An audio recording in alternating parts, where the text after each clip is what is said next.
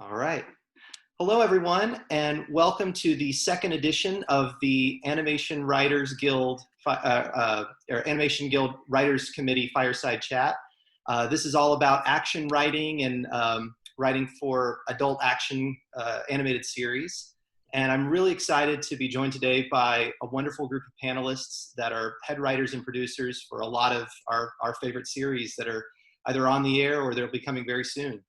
I just want to mention a few things to those that are joining us for the first time tonight. If you're an 839 member that's just joining us, welcome. We have this 839 Writers Committee that's starting up, and we've got a lot of events and a lot of things going. So I'd ask you to, if you're an 839 member, to help out and volunteer. We have a lot going on and can use the support later this summer. Our next meeting will be announced, and it's coming up later this summer if you're interested in joining. I want to go ahead and open this up to our panelists. Let's just go through one by one. I'll have you introduce yourself and just say a little bit about the work that you've done in the action writing space. Daniel, since you were the first in the chat room tonight, why don't we start with you? Hi, I'm Daniel Dominguez, and I am problematically timely. As Patrick pointed out, I have a weird problem being 5 to 10 minutes early to everything. I'm currently, let's see what I'm doing. So the first adult action animated series that I got to work on was a show called Seis Manos that I developed along with my friends Alvaro Rodriguez and Brad Graber, who runs Powerhouse Animation. And that was a sort of a kung fu horror action series that came out on Netflix last year. Paris Animation did it. They're the company behind Castlevania and a bunch of other shows. And then from that, myself and Paris have been setting up a couple different development deals in the adult action space, one a sci-fi thing as well. And I just finished running the second season of an adult R-rated sci-fi action show that I can't say the name of, even though the first season is already out, at HBO Max. Just finished running the room on that and just hanging around and, you know, helping them on the post side and that kind of stuff. But that's been a lot of fun as well. And HBO Max has been a wonderful partner creatively in that space. Very cool. Let's turn it over to Ernie next. Hi, Ernie Altbacker. I guess I started it with boys 6 to 11 action, and that kind of just led organically into getting to the darker and more adult action. And I do Warner Brothers superhero action DTVs, direct to videos. They're this, you know, features. They're more serious, I guess. Things like Justice League Dark, Teen Titans, The Judas Contract, Batman Hush, and most recently Justice League Dark, Apocalypse War with Mairghread. You know, I'm working on developing a book series that I wrote called Shark Wars, which is a kid's show for Netflix right now. But there's also some other adult action feature stuff that I can't really see. I don't even know why I started that last part. And there you go. I feel like that's the caveat for the whole night, is that there will be a whole chunk of work that none of the panelists can talk about, and that's okay. And let's turn it over to Mairghread next. Sure. So I got my start writing kids action on a show called Transformers Prime. I've written a lot of Transformers in my life. More recently, I did worked on Star Wars Resistance, Guardians of the Galaxy, Justice League Action. On the adult side, I've written 2 DTVs with Warner Brothers, so Justice League Dark, Apocalypse War with Ernie, Wonder Woman Bloodlines, and I'm EPing my first show right now, which is an adult animated action show with Netflix. Very cool. Let's go with, I think, May, you're next in my Zoom meeting line here. Hi, everybody. I'm May Chan. I got my first staff job on Avatar: The Last Airbender with Tim Hedrick, who's also on the panel. And I've done comedy and live action in addition to action animation. So I worked on Voltron also with Tim, Carmen Sandiego, and Fast and Furious also with Tim. Well, since you mentioned Tim so much, Tim, let's go to you next. Yeah, I started on Avatar, The Last Airbender, with May. I've been employing May for a long time. Love it. After I did Legend of Korra, and then Voltron, and now I'm running the Fast and Furious show for DreamWorks and Netflix. Let's see. Next up, we have Matt. Hi there. I Matt started and Entourage. Hmm? Matt and his entourage. And my entourage. This is my son Aiden. My dog Lucky is worried. Yeah, I've been doing action for many years, since like 2004, where I was on Justice League. I've done Cannon Busters. I'm doing 3 things from this year that I can't talk about, and 3 things from last year that I can't talk about. And I don't know, Batman, Scooby-Doo. I'm looking at my CV right now. Nico and the Sword of Light, where I work with May. And Ernie. Oh, yeah. And I think Len Yulee is somewhere around. And Matt? Oh, Len was on the Cannon Buster. I get so confused. No, Len did a Nico. Jeez Louise. There's too many people in credits and stuff. And yeah, that's basically me. Great. And last but not least, let's go to Eugene. Hey everybody, Eugene's son. 6 to 11 Space, been doing a lot of the action stuff, starting with Ninja Turtles all the way through Ben 10 and Star Wars Resistance and more Ninja Turtles and various shows from Marvel Animation, including Ultimate Spider-Man and Avengers Assemble and Black Panther's Quest. Since then, in terms of more adult animation, action space, I did an anime project, which I can't talk about, but that led to working for Toei Animation in Japan, doing Knights of the Zodiac Saint Seiya for Toei and Netflix Japan. That led to another anime series, which I'm not allowed to talk about. And currently I'm over at Amazon Studios on their Legend of Vox Machina, the Critical Role animated series. Oh, cool. So thank you, panelists, for joining us tonight. I'm really excited to dig in. I'm going to ask a couple of questions just to get the ball rolling, and then we'll open it up pretty quickly to our participants tonight, and we can go through one at a time, Comic-Con style, of some more in-depth questions they may have. I think the general rule tonight is that all of our participants have likely qualified with union hours writing some show. It may not be an action show, but it's some animation guild show. So the bar is pretty high already. It's a lot of people that are already well versed in the animation writing space. So the goal tonight is just to dive into the specifics of the craft of action writing, how it might be a little bit different than other forms of animation writing that are out there, and maybe some of the similarities as well. So to start off, action animation often has staff rooms, although there are different versions of that. Some are longer staff room engagements where it's months and months of being in a room with the same people and breaking story. And sometimes there's shorter mini rooms. And then every so often you'll have a show that is all freelance based, or a freelancer is coming into a longer staff environment that may have been going for a while, and there may have been a lot of world building and depth of character that they have to learn along the way. So the question is, what advice do you have on being part of a staff room, being able to contribute well as a new writer that might be stepping into that environment on an action show?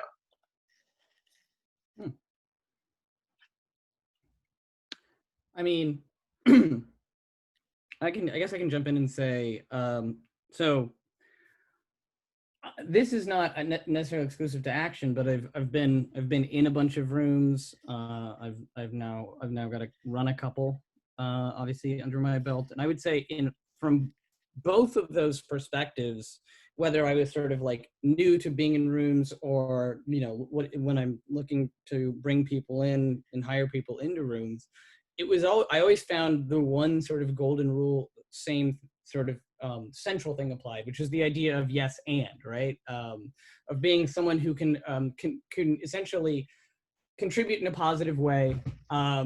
There's sort of like, I feel like in my experience, there's like a couple different like sort of like lanes with which people sort of like either like sort of participate in that space, which is either there's the person who's just sort of like, especially if you're like new and coming into the space, like very like quiet about like, I don't want to step on toes. I don't want to say too many things. Like, I don't want to say the wrong thing. And like, there's sort of that perspective. And then there's sort of like the person who's just like throwing stuff out there and like going like, oh, that doesn't work. And like sort of like going in and like, oh, but this would work better or whatever. And then there's this sort of third option, which is sort of like the, oh, that's really cool. What about this idea option? And I find that both as I was coming up and where I am now, people that can like assert themselves and like contribute creatively and sort of come from the perspective of like, you know, there are no bad ideas, so I'm going to put in, but do it in a way that it makes everybody feel like valued. And it's like giving positive spin on adding to an idea, even if you don't necessarily, even if you think like, oh, that's actually a terrible idea, finding a way to say that constructively, I think goes a really long way to being a presence in a room that people really want around and want to keep bringing back. I kind of want to piggyback off that because I don't know about other writers, but you know, I've been writing action animation for 10 years and I wasn't in my first long-term writer's room until last year. We were straight what's called the summit model, which is, you know, 5 writers walk into the room, you have 2 days, you have to break 5 stories in those 2 days. And I think one of the things that I learned coming from that model, or one of the things I would see with animation writers or people who were used to longer format rooms, is there tends to be a little bit of a reluctance, you know, because people don't want to step on toes. But especially I found that if you're using a summit model, be an idea cannon. We need to be problem solving. We need to throw it out there. If it's half baked, if it's half formed, my God, don't do the thing. I've had so many writers where they start every pitch with, this is a bad idea, but like literally every pitch. That's so annoying. But just toss out ideas. And if it doesn't land, it doesn't land, you know, especially in a summit, usually the head writer is at the board, and essentially what gets written on the board is the final call. So just don't fight that. Just keep moving, keep problem solving, and just shoot out ideas, because it's much worse in a summit environment, in my opinion, to have dead air and wasted time than to have, you know, spitballing even kind of half-baked ideas when you get like towards the end of the day. Like, just throw something at it. So yeah, and as writers, our default is always to be quiet and be like, okay, I'm going to process everything, and that can kill you in a room. Like, yeah, if you're the guy who doesn't talk and you're the guy who doesn't participate, and it comes really naturally to us because we're all being writers. It comes very easily to us to just be quiet and pay attention. I mean, and that could be brutal. So yeah, throw out ideas. Some of my favorite people in my favorite rooms have been in are ones who just come up with ideas and will. Like, you know, it's not necessarily connected to what we're talking about, but they go with it. And also they can read the room. You know, they can also read the room and tell, like, this is a time where nobody's talking. I'm going to, you know, throw that idea that's been percolating in the back of my head. Or, you know what, I'm going to jump on so-and-so because they've got a great idea and they're not, we can go with this. There's something there. There's a germ of something there. Yeah, definitely. And like in all rooms, read the room. But yeah, to add to what you guys are saying, yeah, come up with ideas, because there have been so many times where, you know, and I've been guilty of this too, where you're kind of awestruck or just kind of like not feeling it, or you're tired, or you feel like, oh, everybody's being so dynamic, I should just shut up and not step on them. No, you got to find ways, like in any good conversation, find that little gap and then jump into it. And I think that's so right. And I do, like, I mean, I try to go out of my way in a running room to like set up very quickly. I say always when I'm at the beginning, I'm like, there are no bad ideas. This is a time to we're here to experiment. Like, 90% of the things I think of and blurt out, even if I'm like running the thing, are not going to get into the show, but they may lead somewhere interesting and unexpected. And I guarantee you, even if the person running the room, whether it's the showrunner, the head writer, whatever, even if they don't sort of set that kind of stuff up at the beginning or say it out loud, I guarantee they are going to remember the one amazing thing that you had that like changed the direction of X or like contributed to his character, and not the like 50 things that didn't get into the show, which everyone is going to have. Like they're going to remember that, and they're going to be like, oh yeah, that was incredible. Yeah, I agree with that. I think that you're brought into those environments to pitch ideas. That's why you're there. And the idea canon is right. I mean, it's like you should come in with a bunch of ideas ready to go. You got to read the room, but I would say also do not repitch. You know, I mean, if it doesn't land, it doesn't land. Move on. Like you got to have fresh stuff. Yeah. Although if you're a young writer, oh sorry. No, I was just going to say that I repitch all the time. Just because I throw stuff out there, and sometimes it's almost like I'm talking to myself, and people aren't paying attention to it. It's my body language or something. But I do understand. Yeah. If you're not heard, repitch. Yeah, you don't want to. If you have been thoroughly heard. Once it's been thoroughly heard through, exactly. Finish one time. Yeah. I actually, Matt, to that point, what I do is I set up at the beginning, I'm like, everyone, if I knock something down and you really care about it, you have one chance to convince me, and I will let you get on your soapbox for it. And then if it's like, and then I will take your time, like what I'll bring everyone in and I'll be like, all right, like this is a semi-democracy. I want to hear what everyone thinks about it. Maybe you'll convince me. And then after that, I'm like, that idea is dead in the water. But I throw the soapbox out there just to like set like a formula for that aspect of the thing.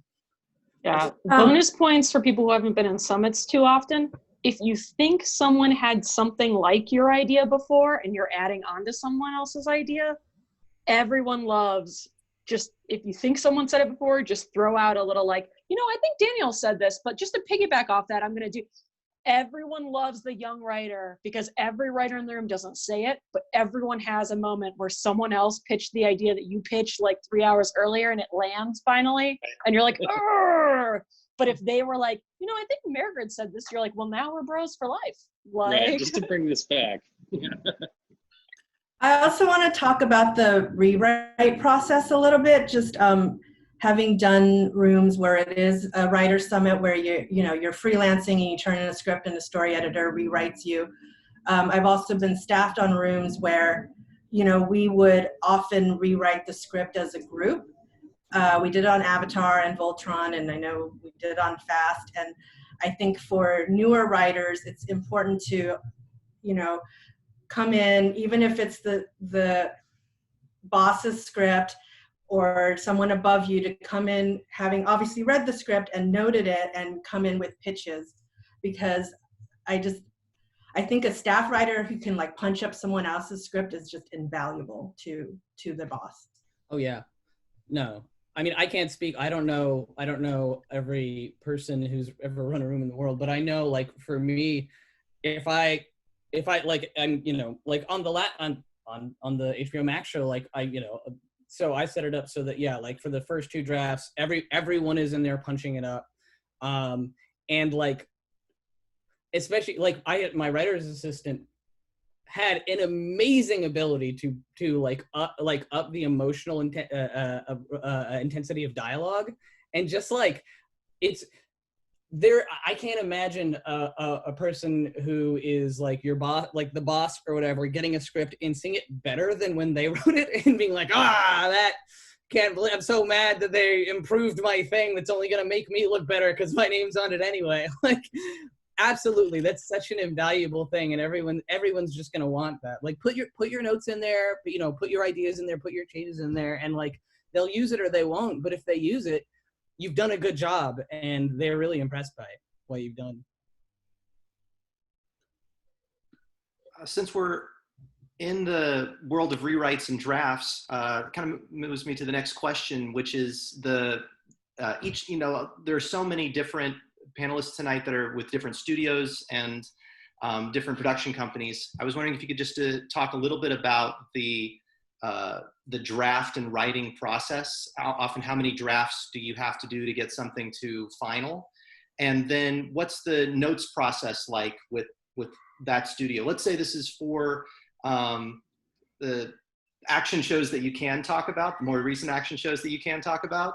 I'm also interested in hearing about the drafting process for the DTVs that Ernie and Mairghread and others have been a part of. Too many drafts and countless notes. One other thing I would add to that is we're seeing this big trend of action going darker and darker. How dark is too dark now, depending on the show? I mean, it's funny they say that's a trend, but the first episode I wrote of Transformers Prime was a steroids episode, and the second episode, a 14-year-old shot a robot or murdered him on screen. But it was a robot, so that was okay. You know, dark. I always like to say that, like, BSNP, Business Broadcast Standards and Practices, sorry, which is your violence police. It's not about morality; it's about liability. So it's like, I remember on G.I. Joe Renegades getting a note where it's like, this guy can't, we had like a biker gang and some guy pulled out like a switchblade and stabbed a car tire, like let the air out of a tire. And they're like, oh, no, kids could do that. We can't do that. And we're like, well, what if we give him a chainsaw? And they're like, oh yeah, if a kid gets a hold of a chainsaw, it's not Hasbro's fault. Like, and like in that show, whenever you see someone like throw a grenade, like that was something else that we just changed into a grenade. So it's really not about the level of, you know, darkness. It's about like, how much blood do you see? Is the thing you're killing a robot or an alien or amorphous? And it's really just about sort of, on the kids' side, limiting the, you know, like the Simpsons, like Three Stooges ward, where it's like, if a 6-year-old did this to his brother, would we get sued? On the adult side, it's hard to tell. I mean, I didn't think that Justice League Dark Apocalypse War was that dark. And the animators ran with it, and I still didn't think it was that dark, but then the audience was all like, oh, it's so dark. So it's kind of one of those things, I don't know about you guys, but like for me, in terms of like the dark level, when you're writing it and you're kind of in it, it's very hard for me to judge like how much it's really going to gut people and how much it's not. Like sometimes the emotional things you can, but like sort of the visuals is a little more amorphous. I mean, I can speak to this from two different experiences. I did want to say on the draft side, like all of the adult animated genre stuff that I've done so far. So we did Seis Manos with Netflix, and then this new show with HBO Max. So I can speak through to working with them to both of these questions and say that from the notes perspective, quite honestly, it's been really, really wonderful. On the first season of Seis Manos, we got one note from Netflix in 8 episodes, which was a standards and practices note from a country in South America, because apparently in that specific country, there is a law where you can't show cocaine going in a nose in an animated show. And this actually, I think, leads into the dark conversation, because my pitch and the thing that it ended up in the show that was the solution for that was, instead of cocaine, that it was the ash blood from a dying witch that the drug dealer was forced the mouth open of a person, drew a Ash Wednesday cross on his tongue, made him ingest it, and it turned into a demon. So they were like, oh, okay, that's fine then.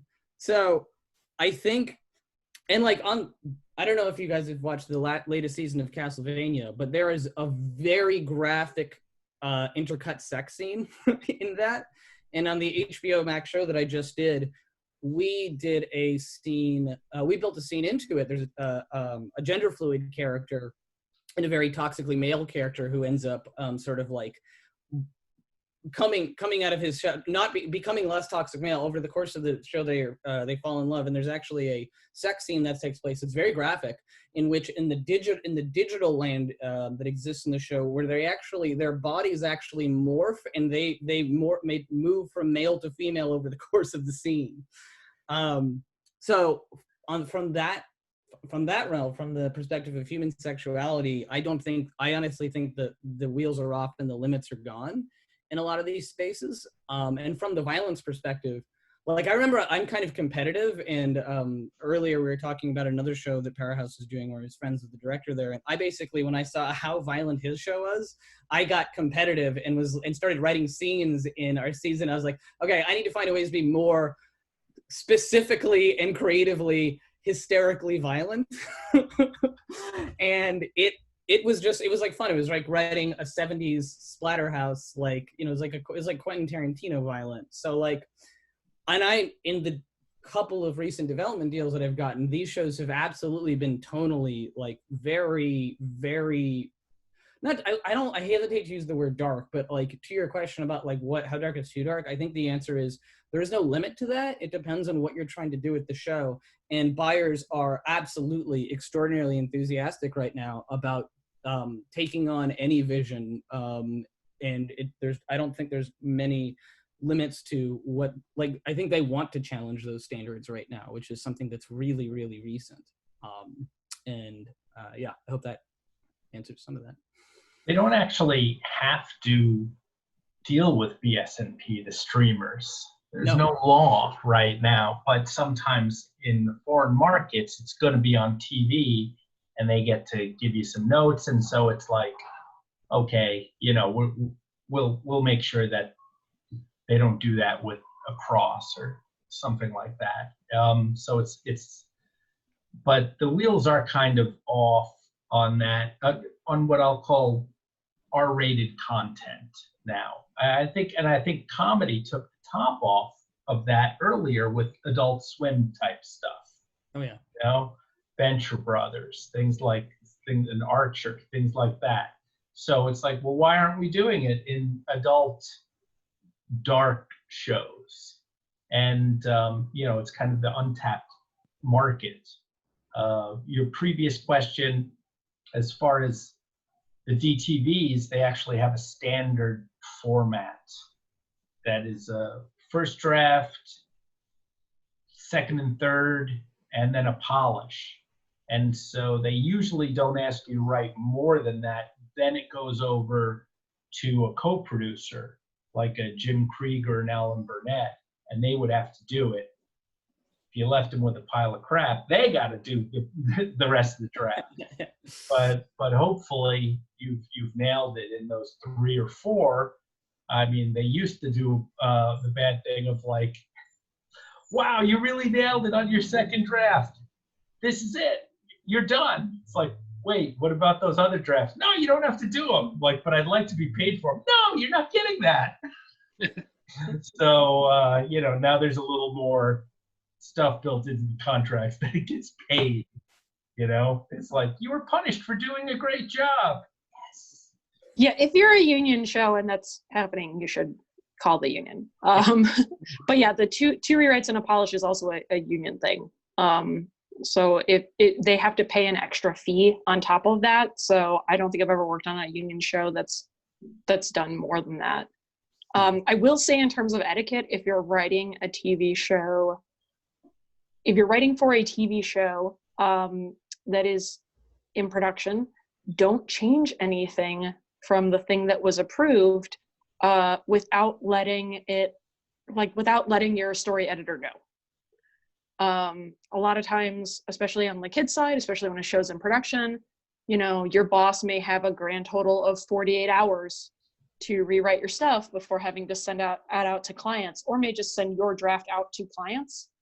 So if you spot a problem or you see an issue during, you know, while the draft is in your hands and you want to change something, just send an email, drop a line, you know, that's the courteous thing to do. Yeah. Great. One more question from me, and then we'll go to the chat questions. Mairghread, I'm actually going to steal a question that you have asked a lot. I'm really curious about resources that you have, book references, movies, other TV series, anything that you use to pull as visual references for your own material, things that maybe you have benefited from in terms of writing action description or learning more about how to write action. I was wondering if anybody has any resources or references that they'd like to share that are maybe go-to things that you've used time and time again? Well, as I say, I'm sort of competitive in a lot of different aspects of my life, and so like, you know, I'm like a nerd when it comes to genre. I'm a huge kind of fan of anything in that realm, and so for me, if whatever show that I'm writing on, if there's always going to be like touch points and things that came before it that are like incredible, right? Like if I'm writing science fiction, I'm thinking of you know, Blade Runner or some other sort of extraordinary top line thing that I really fell in love with, and for me, how I use it these things as a resource is all like, okay, what do I think is the best in that space? What do I think is the most creative in the space, the most interesting, the most innovative? And then I will watch that and just dissect it and just be like, okay, what can I do that is now taking that, okay, that was made in like 2005. How can I top that? Right? You know what I mean? Like one of my favorite movies is 13 Assassins. I don't know if you guys have ever seen that, but it's just like Takashi Miike, and it's just like such a splendid, like it's basically a 90-minute battle sequence in a fort town, and like it's kind of unreal what he managed to do with action in that. And so when I watch that, I'm just like, I watch it and I'm just like, all right, dude, if I'm writing this action scene and it has a battle sequence that's like reminiscent of that, how can I write this in a way that like Takashi Miike would be like, if I showed it to him, he'd be like, oh shit, dude, you beat me. Like I probably won't. I will probably fail at my job, but my intent is to try in that space. So to me, it's like, what is the stuff that you love? What are the things that you're most passionate about? What are the things that made you fall in love with whatever genre space thing you're writing in? And then like if you watch that down and it's like you're writing a sci-fi thing or a horror thing or whatever, go like, okay, how can I surprise the person that made this? You know what I mean? I would have to agree with Daniel. I wish there was a site I could turn you on to. I'd be like, oh, it's right on the internet. But it's kind of, I'm a huge sci-fi fantasy nerd, so I have this like, I watch everything, but also I find reading genre novels, and I'll just stick with stuff even when it's not very good, just to see if there's a line or a scene or a small little turnabout in the script that I can take and use. So you just got to be a kind of a sponge to soak that stuff up and then use it later, you know. And hopefully people don't call you out too bad for it. Like, it was exactly that thing, you know? Yeah, don't be afraid to rip it off, because then the other half of the weirdos on the internet will be like, oh, what a cool homage. It's like, yeah, right. It's never a rip off, it's always an homage. Yeah. You know, I'm going to give a shout out to my favorite sci-fi novel, which is especially one of the hardest things to write, in my point of view, is aerial fight sequences.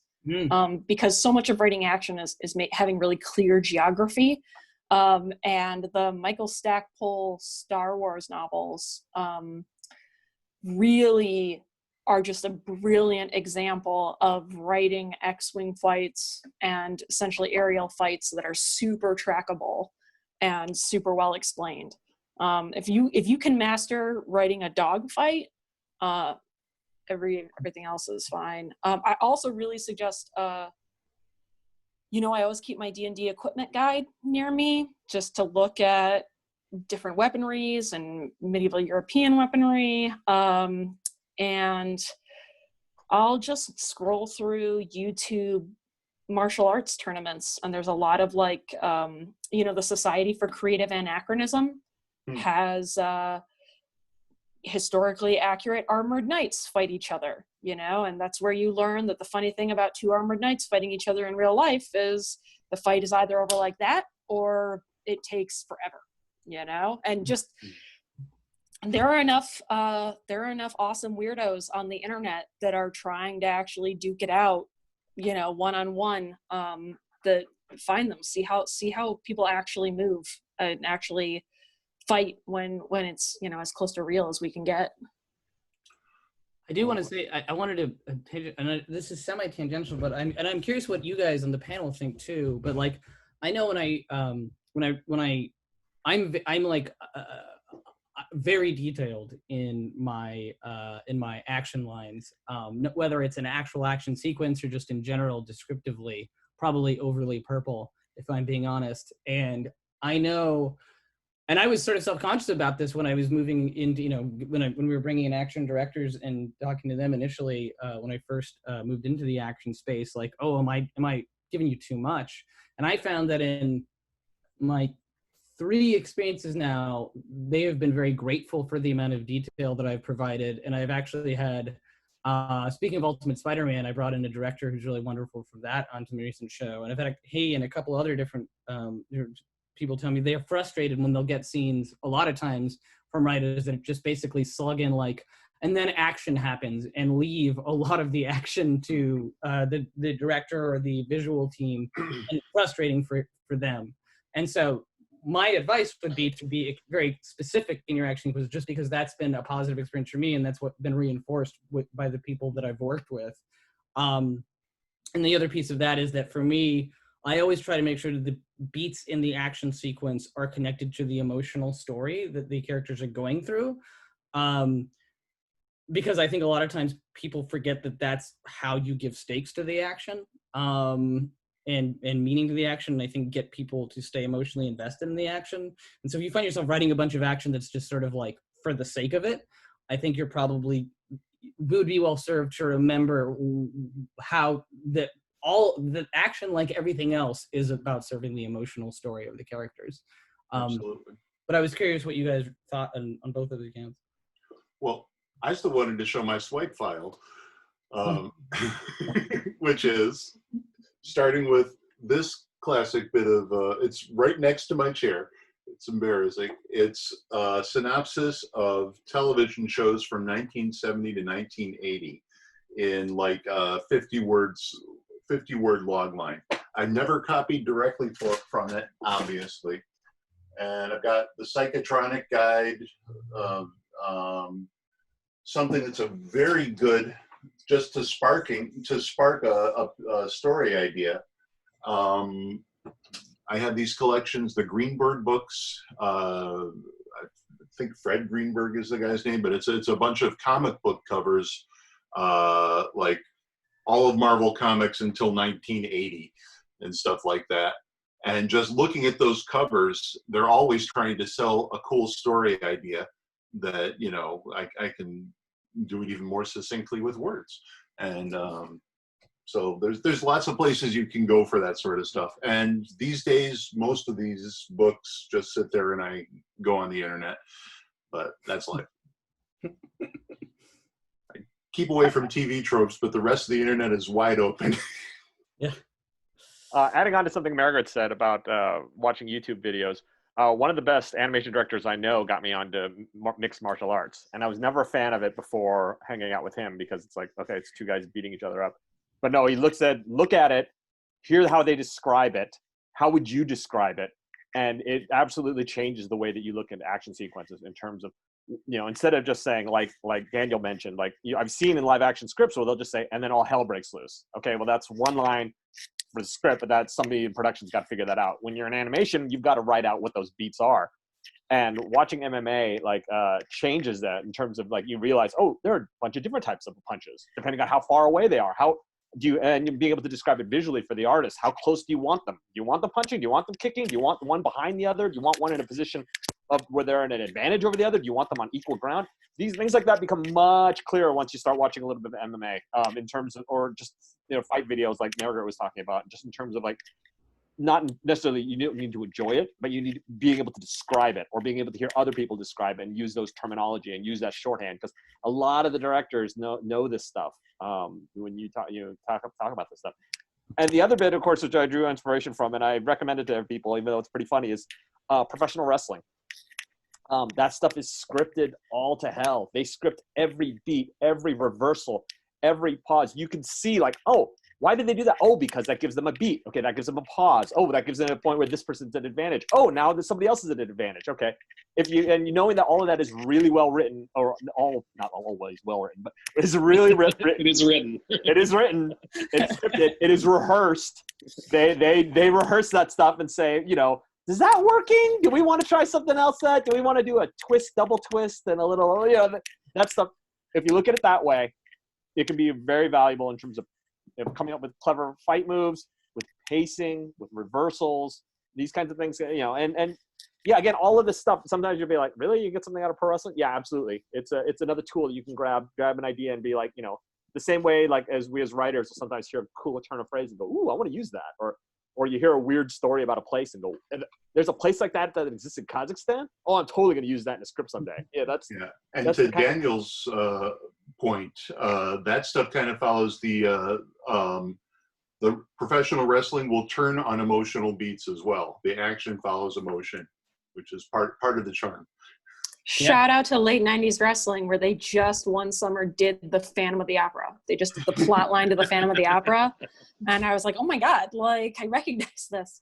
Actually, I wanted to say Nicole Dubuque actually gave me a really great exercise when I was first starting out writing action, which is, she said, if you're ever standing on a line somewhere, make a fight scene there.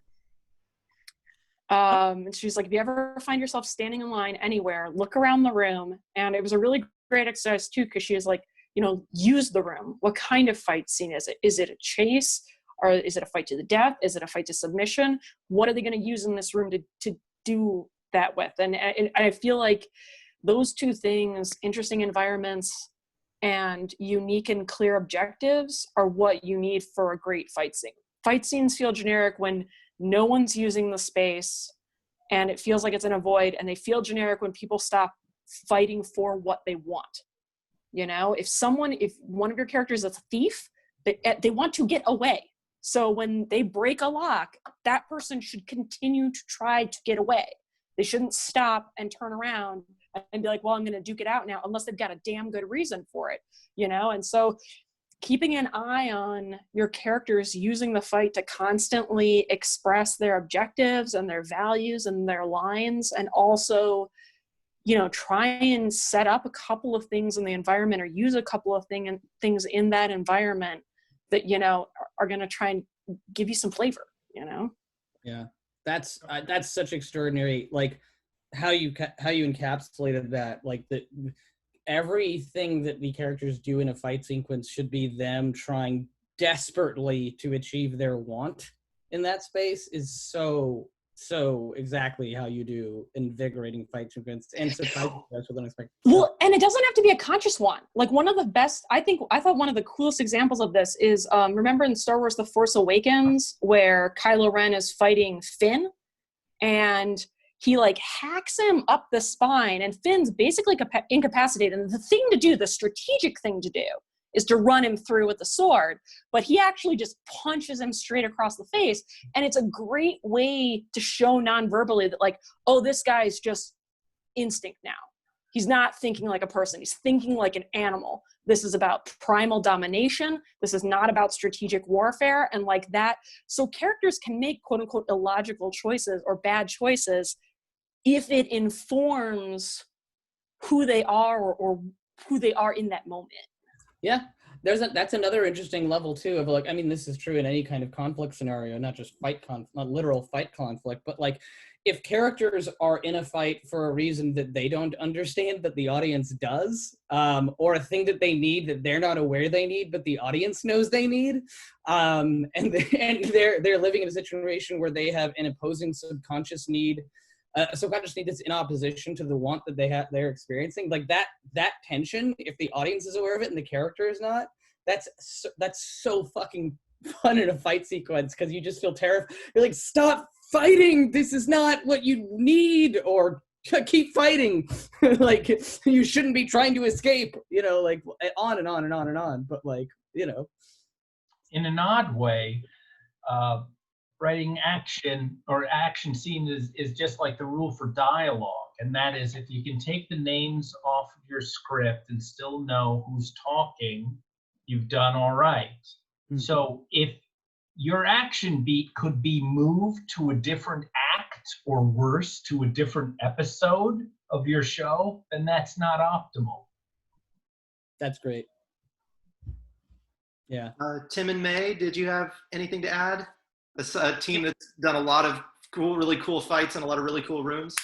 I think Mairghread really nailed it when she's talking about emotional beats, and I was just thinking about how sometimes the best part of a fight scene is having a character who doesn't want to fight, and bringing nonviolence into the action scene to try to get away from it and trying to like stop the action from even happening, and like expressing character through that way. But the other thing I thought was really important that got mentioned was the geography, and just making sure that you're not only does your character know what they want and where that thing is that they need, but that you have described that in a way that a storyboarder is going to read and then render on the screen. I mean, that's the end of the day right there. It's like, it's got to show up on the screen.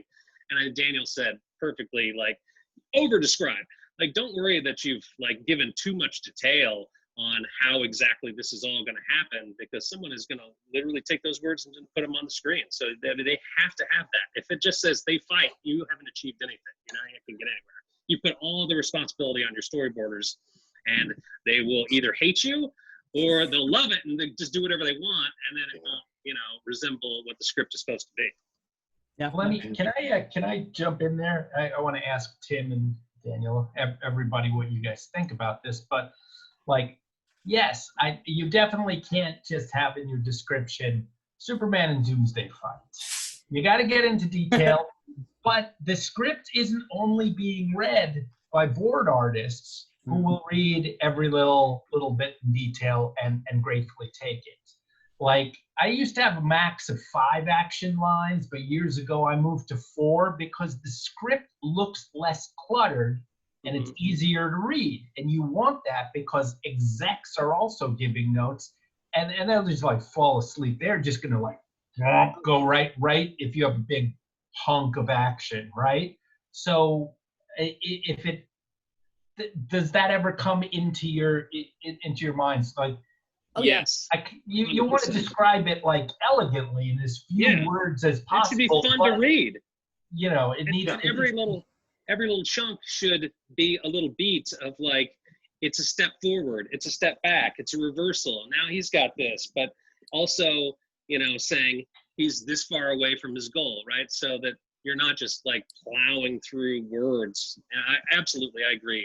I break up action lines. Words and sentences to make it very, you know, you need to be succinct. You need to pick the right verb, and you need to think about that verb, because someone's going to draw whatever verb you use or get angry at you about it. Right.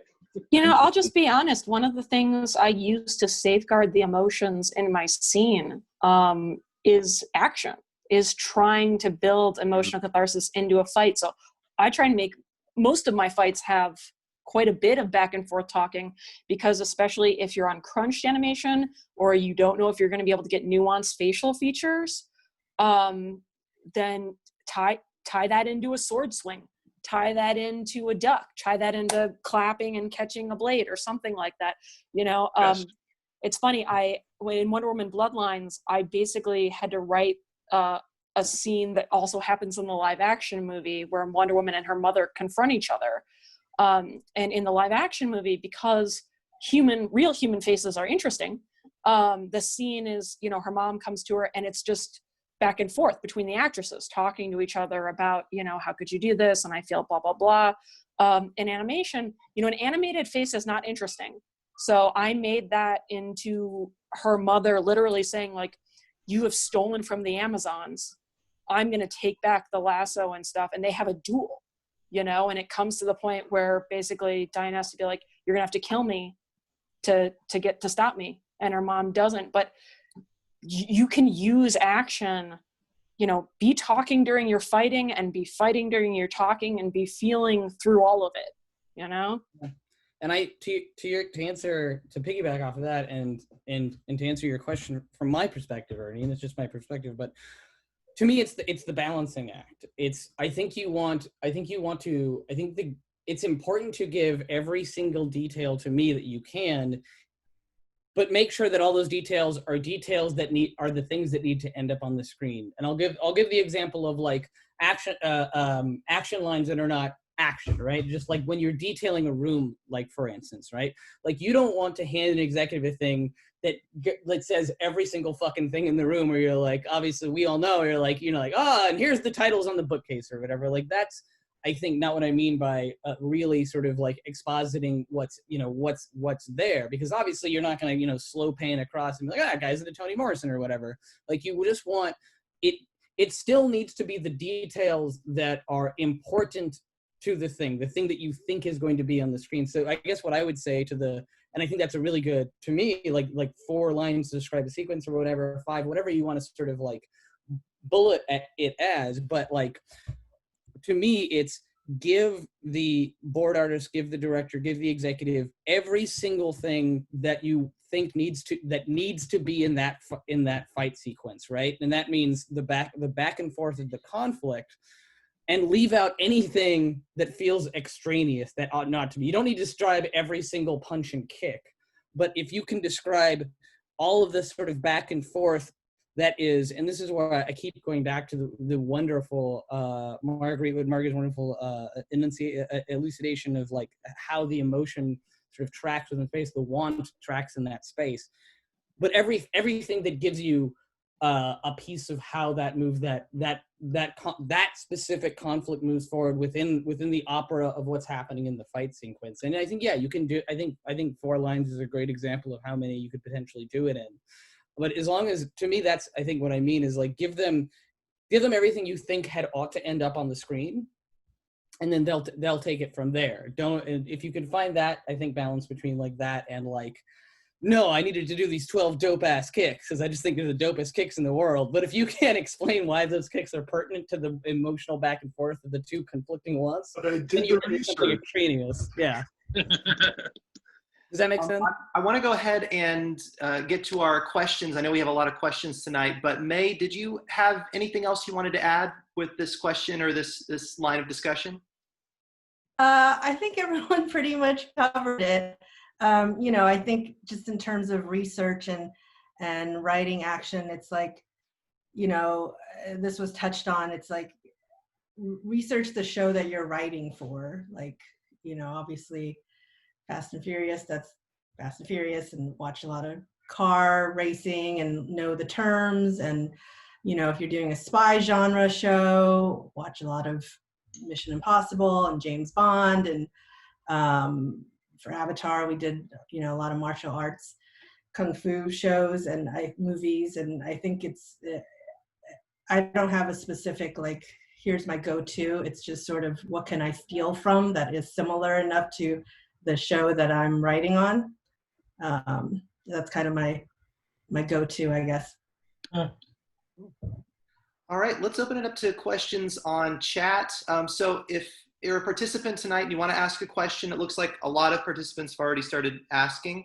I'm just going to start going through one by one. Dan, let's start with you. If you want to get on video and audio for this to ask your question, go for it. Hey, y'all. Thanks for coming. Really appreciate you guys taking the time. So yeah, my question is, as story editors and head writers, what is something big or small, especially action-oriented, since that's what we're talking about, that freelancers or staff writers can do to make your life easier? Or alternately, what's something that freelancers sometimes do that is maybe a pet peeve of yours?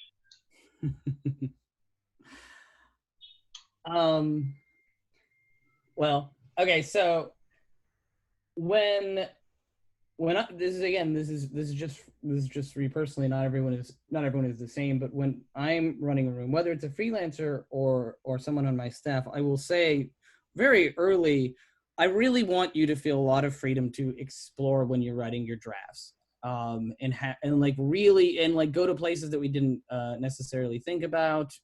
Don't feel married to what we've done in the outline. However,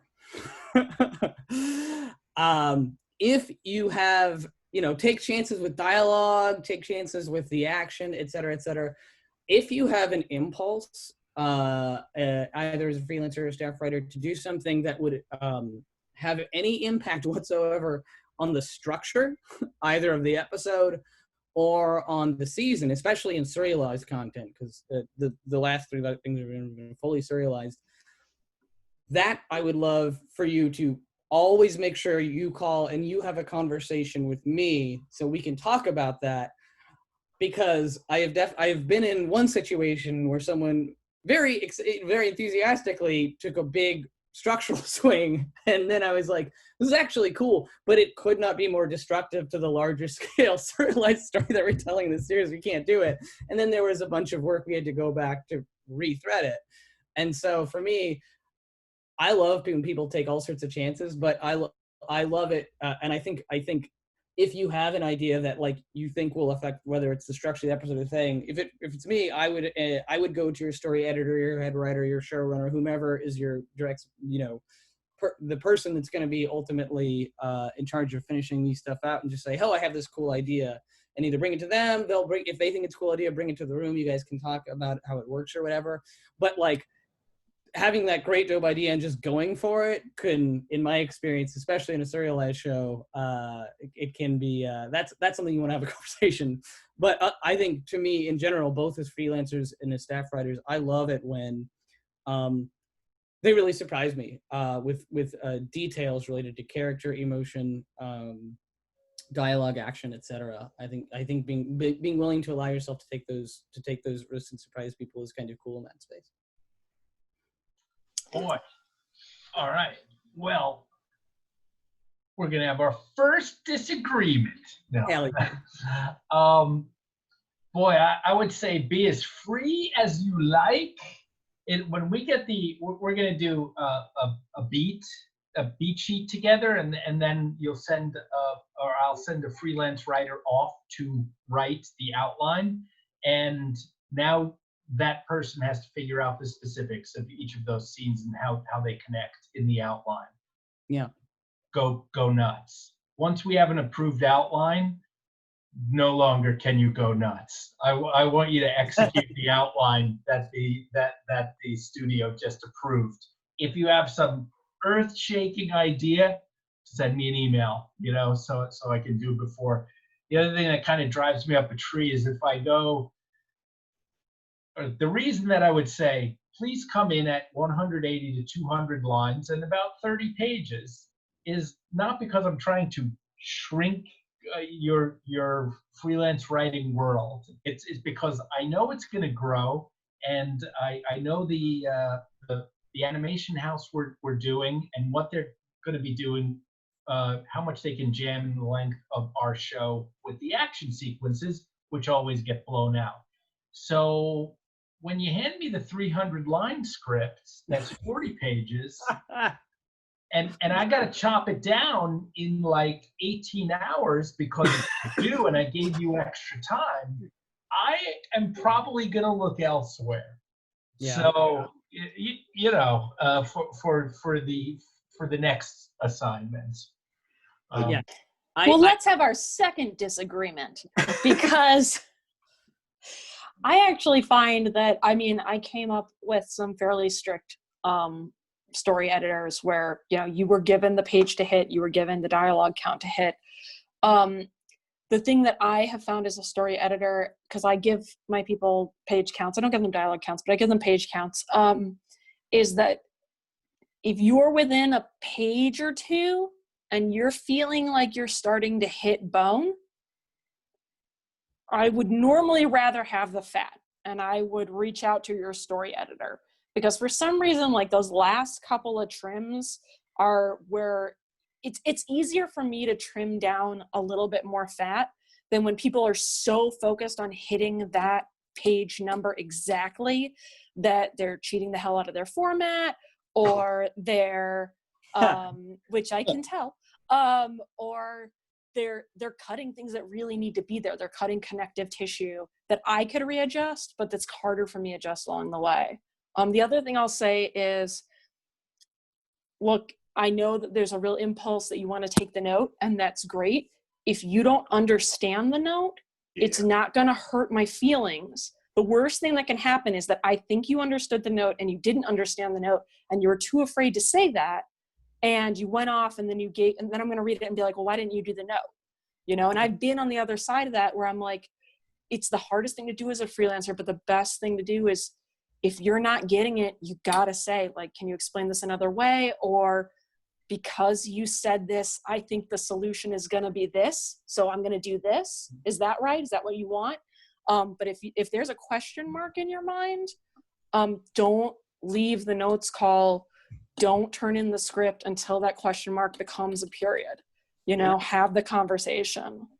I would say to that, like, to bounce off both Ernie and Mairghread, I think to me, one of the big takeaways here is don't be afraid to ask your story editor, your head writer, specifically, like, hey, you have given me page count, maybe they've even given you dialogue count, and I don't know how in the weeds we need to get with that, but like, yeah, 180 lines of dialogue is pretty standard in that space. Like that, how, like, what is your preference that I nail that, or do you mind if I feel like I've if I feel like there's some detail in there, would be really nice to if I go a little bit over something. Like, you can have those.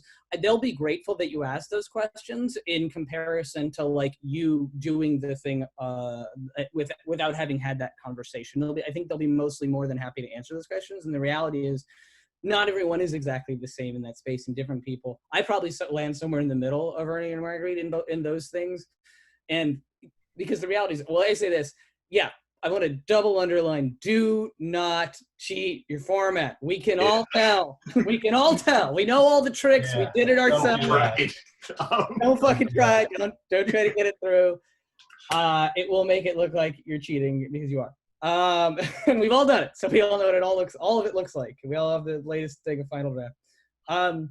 But like the reality is, a lot of times, if your head writer, your story editor is getting specific with you about that stuff, it's because they understand the budgetary restrictions that exist on the show, and that sort of stuff is potentially even coming from above their head.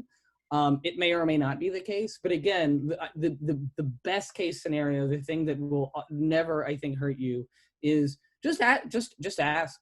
Be like, ask what their priorities are, and you'll know up front, and they'll be like, oh, cool. Then they'll just assume, shit, you know what you're doing. Then you know what you need to do, and that you're armed for what they're looking for. Yeah. You know, I'm sure I just want to throw in one thing, Matt, sorry. But the target to hit is only for the first draft, and I've never had a draft get smaller. No. For production, ever. So if you can't keep yourself to 180 to 200, if you start out at 250, that thing's going to be a mess because it'll never get down. So someone's got to hack it apart, and that's where you can get into trouble. Sorry, Matt. Totally. Yeah. Well, I just have like two comments. One's kind of an overarching umbrella over this whole thing, which is if you turn something in and the comment you get back from the story editor is, "This isn't what we talked about," that is the kiss of death. That is to be avoided at all costs through any number of ways that can happen. So but the onus is on you to ask the questions and use common sense, And the other thing is, in subsequent drafts, track your changes. There's nothing that makes me want to scream more than, somebody says, yeah, I took the gun out of that scene. And then, it's in there 3 times that they missed. Oh my God. It's just, as you do this for money, people are going to expect that you read it before you turn it in. Yeah. So that's what I got for that. You'll get tells, by the way, if you, I mean, most of the time you'll write, a lot of times you'll write the outline, but you'll get tells in terms of the level of detail of the outline. Like some shows will be incredibly spare, and some shows will be really dense. And if you're getting really spare outlines where there's, I've written on shows where it's like they'll fucking have all the dialogue or expect you to have all the dialogue, which is like very far in one direction. In shows where it's like a line or two, and if they're putting all the dialogue in that outline, you can infer they have a lot of control over what they want you to be doing in that space. And if they're giving you like 1 or 2 pieces of bone of just like little hair, you can infer, well, clearly they want me to add put some of my spice in this thing. And so, like I said, it's a lot like reading the room. Like that is instructive. But of course, a lot of times you'll be tasked with writing the outline and, et cetera. Tim, May, Eugene, pet peeves? Just to answer, not on page count, for a freelancer, if you're given a script where your showrunner or head writer says, hey, this character is really underdeveloped, have at it. like really take that character and develop it and give it a voice. And, you know, if there's comedy in it, make that character's voice funny and make it your own, you know, and kind of just bring something to the freelance script. Yeah, I would just say that, you know, communication is key.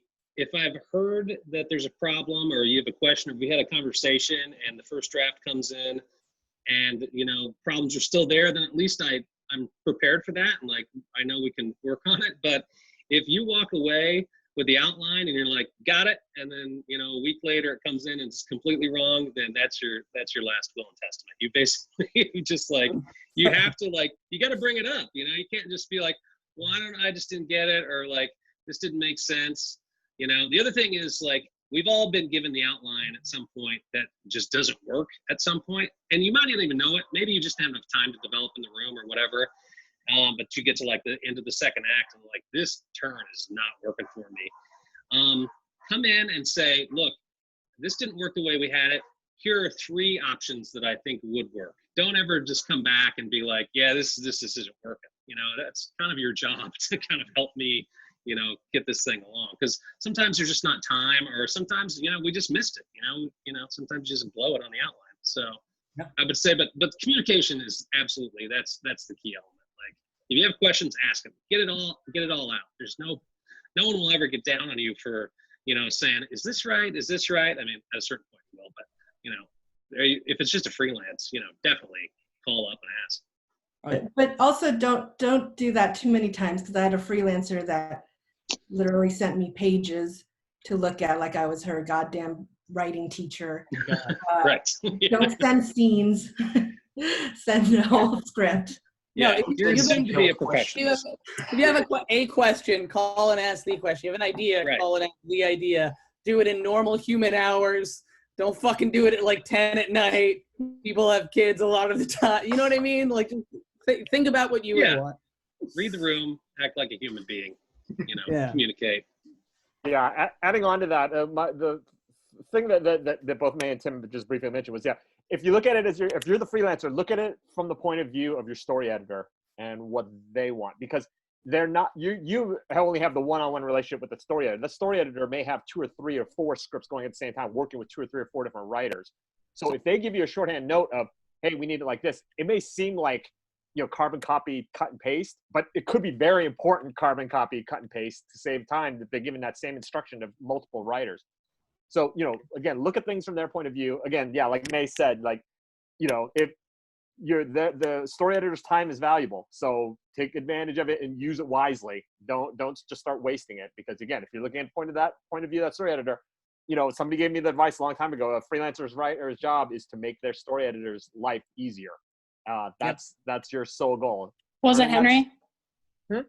Was it Henry? Henry was one of them. Yeah. Yeah.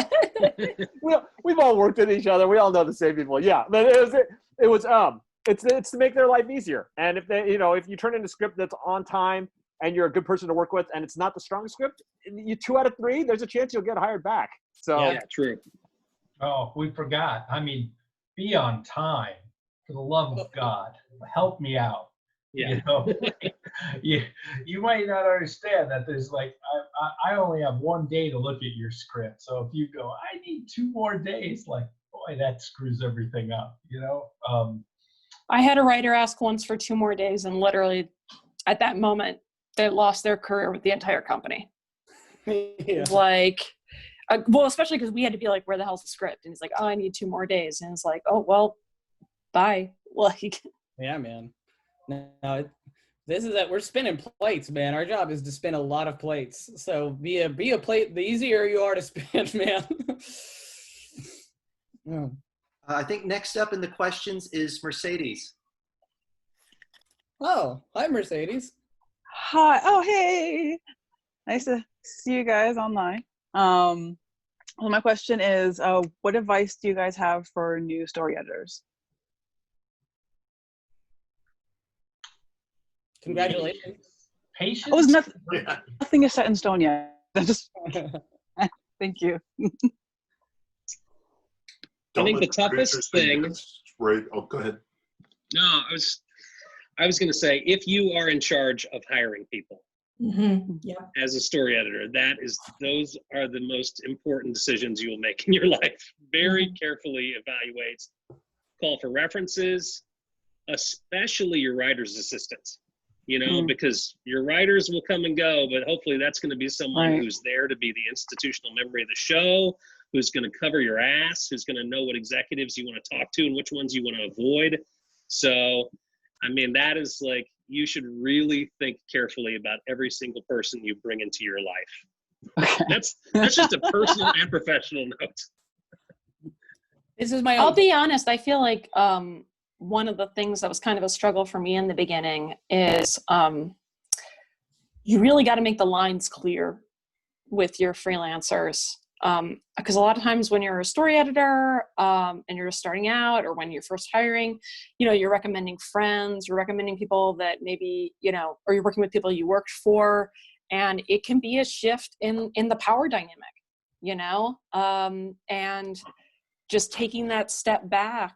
And I remember I was one of my first story editor gigs, I brought in a friend and they turned in the outline and I was like, this isn't right. And they were like, well, I don't like how you write your outlines. And I'm like, that's, Oh, wow. I don't care. Like, so just kind of right up front. Like, yeah, I mean, sucks for him, but sucked for me. But yeah, so just kind of right up front, making really clear that, it's your taste, you're the client. Yeah. Enforce that. There can be an impulse, especially when you're kind of new to power, that you want to work exactly together, and that's going to eat up a lot of your time, and that's going to become unsustainable pretty quickly if you pick up too much of their slack. So be really clear about what you want, what you expect, when you expect it, and good fences make good neighbors. So establish that relationship, so that when all of this is over, you can still you can go back and you can just be friends, or you can work for them now, or so just everything very, very clear, every relationship very, very well defined. We stop being friends when you come into my door and get notes from me, and we start being friends hopefully when you walk out of that door and have turned in your last draft. So I choose all my friends based on their writing ability. You're a good writer when you're Matt's friend. That's basically how you find it. No wonder you don't call. I mean, there's so many answers to this question, but I feel like this is me personally so I've only done one freelance thing. I've only ever been on, in the 9 years that I've been writing, I've been on staffs the whole time. And I did one freelance thing for a Disney show called Big Hero 6, and that was it.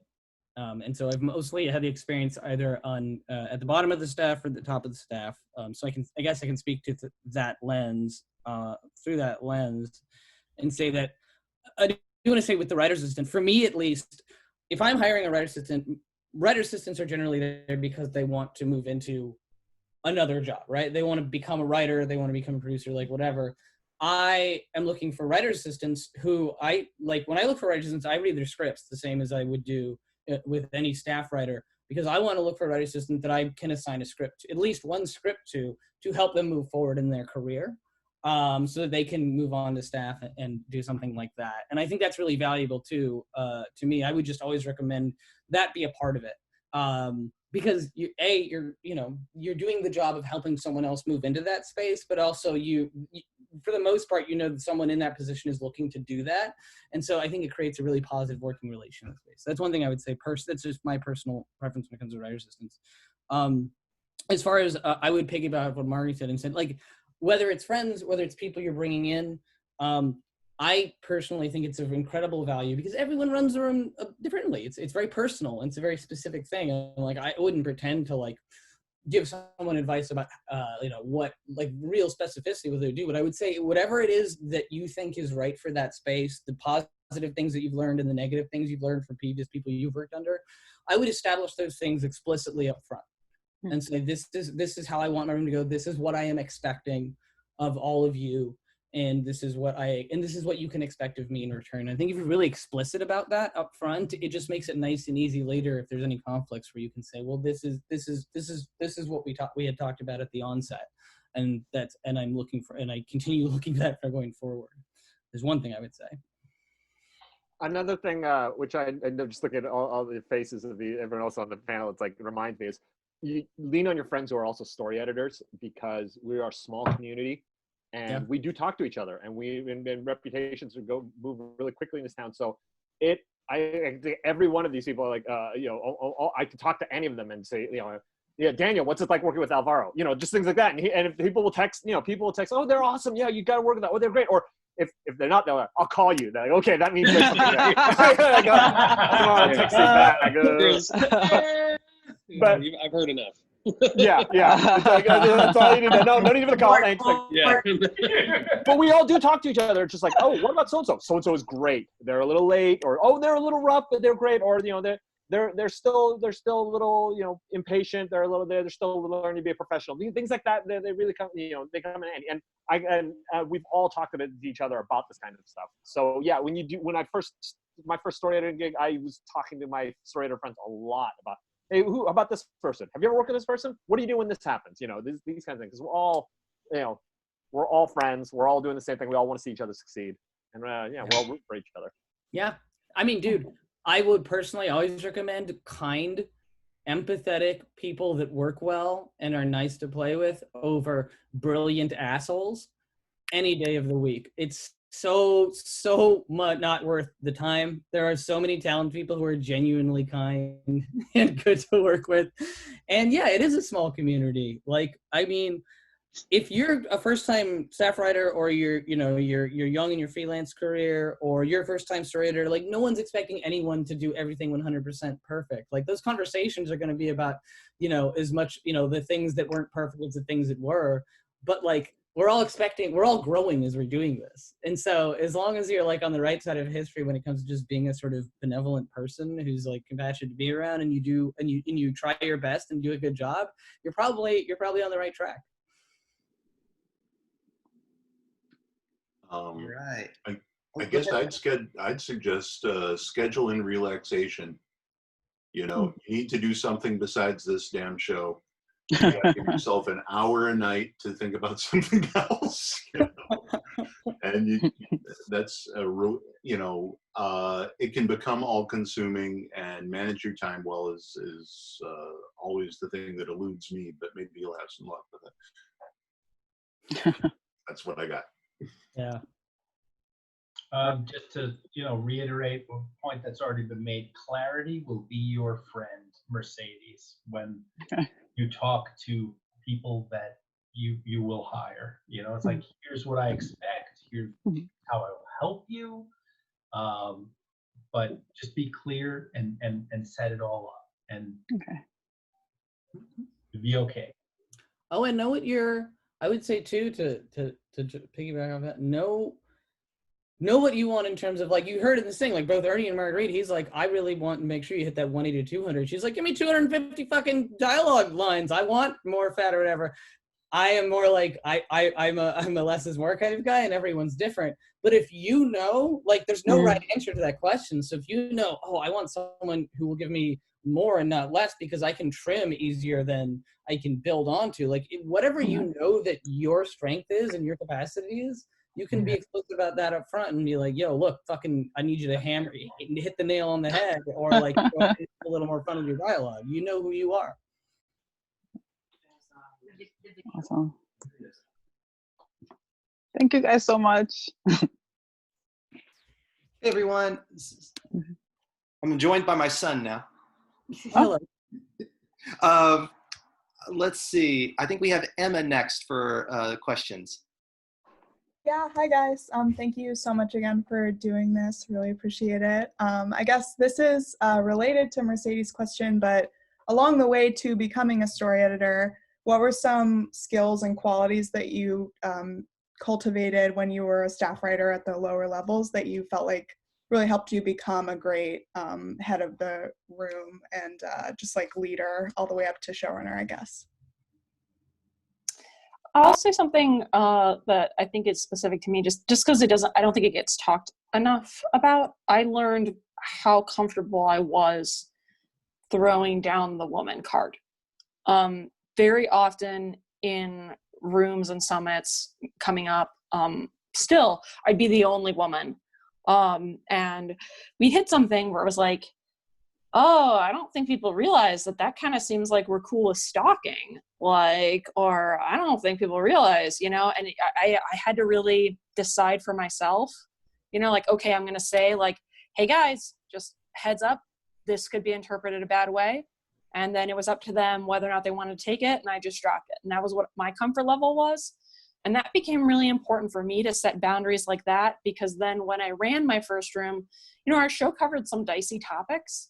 And so I was able to be really, like everyone said, I was really explicit up front, and I really tried to just, every chance I got, let my writers know, this is a safe space. We're not mad at each other. We're bringing our own experiences. If someone sees something, that's not something that's going to be punished or retaliated against. I remember walking out of a room once on, I won't say the name of the show, but I'd gotten to the point where, I'd said, like, I just don't think, I kept pitching female characters.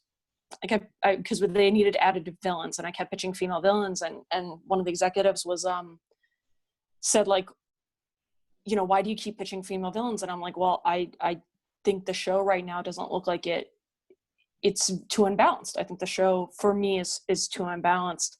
And at one point he was like, why do you think you're the only person that cares about female characters? And I was like, because we're episode 6 of 12 and there are no female names on that board. And I walked out thinking that I was fired. And it turned out that I wasn't. That exec was a good guy. But that let me know that when I started my own room, I was very clear to my writers.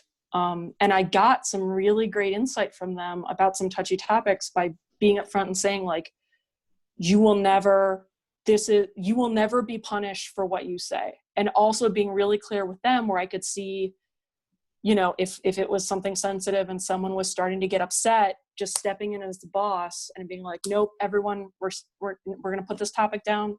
We're going to walk away. We're going to move on. So I think there is a thing in this business, even in kids shows, even in the lightest shows, where just learning as a freelancer where your boundaries are, what you're willing to do, what you're not willing to do, and letting people know when you have the power that you're a decent person and you're going to try and treat them decently, is really important. And it's really hard because how scary it is to be on the other end. Totally. Thank you. Yeah, this isn't an exact answer to your question, because your question was framed as like, what have you learned that sort of helped you move into the space, the upper level space? But like, one thing that I think is extraordinarily different, and it gets added to your plate in a way that it doesn't exist on your plate beforehand, is you are now in charge of dealing with the politics of the job at that level. And what I mean by that is, so now you are in the position where you have a bunch of different interested parties, often with competing prerogatives, and having to make sure everyone's happy, right? You've got the executives, you got the producers, you have the writers, and different people are coming at you with different competing interests. And your job is to navigate this ship, especially when you're at the showrunner level. So much of that job is the plates that you're spinning now are the plate of essentially now you're am I starting to we can hear you. Okay. Hold on. I'm hearing myself. Oh, you've got an echo. We'll get back to you in a second, Daniel, to see if we can figure out the echo. Yeah. I think in terms of Emma's question, you know, for me, it was, again, I'll go back to rewriting and taking notes. Even when I was just staff writer or lower level, I didn't just wait for the executive or your showrunner to give you notes and then go through the script and it's like, okay, line 5 there's a note, line 10 there's a note. Like I would go through the whole script and sort of take that chance to take the opportunity to punch it up or rewrite it. I've never heard a showrunner say, hey, why'd you change that? It's always been positive feedback. And once, you know, you get to be upper level and you're rewriting someone else's script, that's now like a skill that you've kind of honed because you've done it on your own scripts. Like you're not just waiting for, you know, the network to give you a note and you're trying to figure out what that note means. You're just like, I know how to, I'm going to fix it this way. So for me, that was something that I had kind of started as a staff writer. Am I still echoey? No. Oh my God, I stopped echoing. Okay, so like I found that a big part of the job on the upper level, especially when you're running the ship, is both standing up to people and standing up for people. Like I'll give an example on a show and I won't name it, but like there was an executive who had a really reductive sort of sexist thing they felt very strongly they needed to change in the show and make horrifically sexist. And I had a wonderful female writer who had really made this particular episode of project. And the thing that she was doing was, I thought, really thoughtful and smart. And so I felt like my job in space is to tell the executive, listen, you're wrong. And this has to be in the show because it makes the show better. And that's how it is. But learning how to be confident to stand up either for yourself or for the writers that you're responsible for, and do it in a way that at the end of the day, in those circumstances that will come up, the people that you're working with on the other side of the fence, executives and so forth, in the circumstances feel like they're being heard too.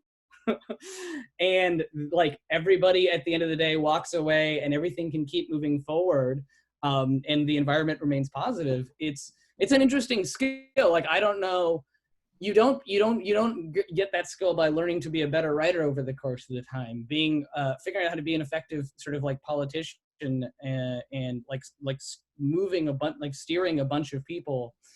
It's this weird, interesting cocktail of like confidence and humility, the capacity to be democratic, but also you know that you need to move things forward.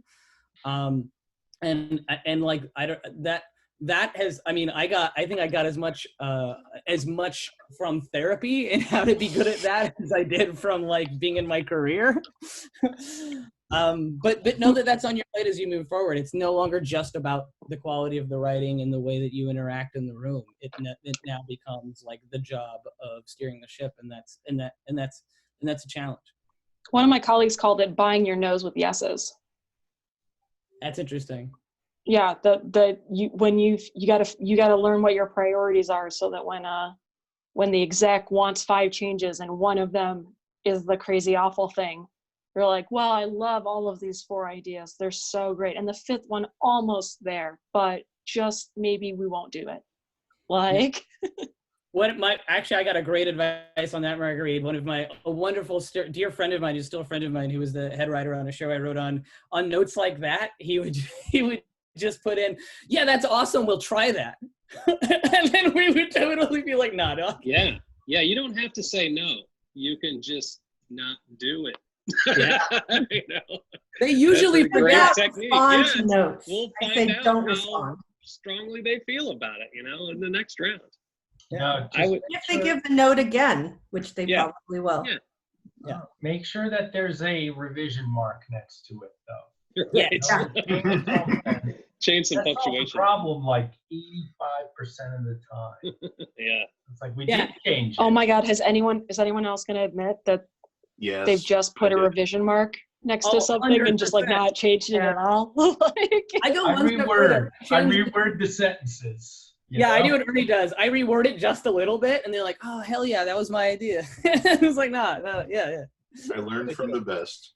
If you run through it, yeah, and I guess I learned from having to rewrite other people's stuff, and my old boss would go crazy if you didn't go through it, just like Matt said.